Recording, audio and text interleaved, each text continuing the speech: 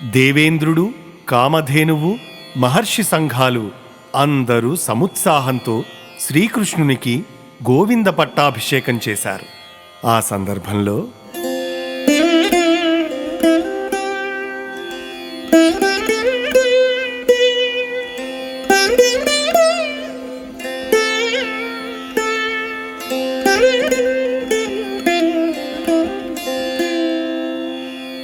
తుంబురు నారదాదులు సిద్ధచారణ గంధర్వులును హరికథలు పాడిరి. అమరకాంతలు మింటనాడిరి, వేల్పులు కురియించిరి అంచిత కుసుమ వృష్టి.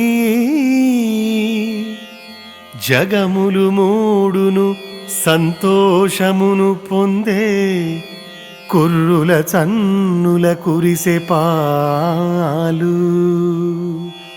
నవజలంబుల తోడ నదులెల్ల ప్రవహించే, నిఖిల వృక్షములు తేనియలు వడిసే.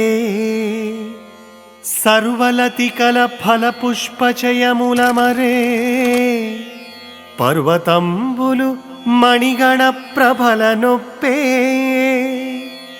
ప్రాణులకు నెల్ల తమలోని పగలు మానే, వాసుదేవుని అభిషేక వాసరమునా.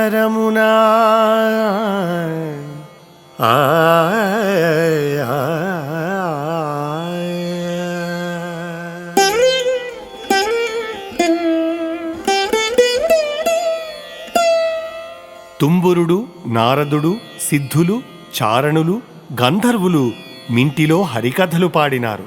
అప్సరసలు నృత్యాలు చేశారు. దేవతలు పూలవానలు కురిపించారు.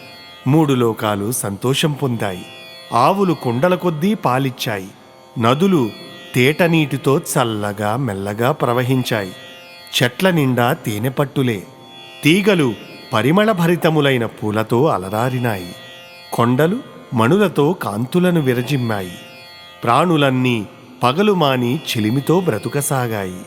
ఇలా వాసుదేవుని పట్టాభిషేకోత్సవం ప్రజలకు పరమానందదాయకమైనది. ఇంద్రుడు మొదలైన దేవలోకం వారు గోవిందుని అనుమతి తీసుకుని అమరావతికి చేరుకున్నారు.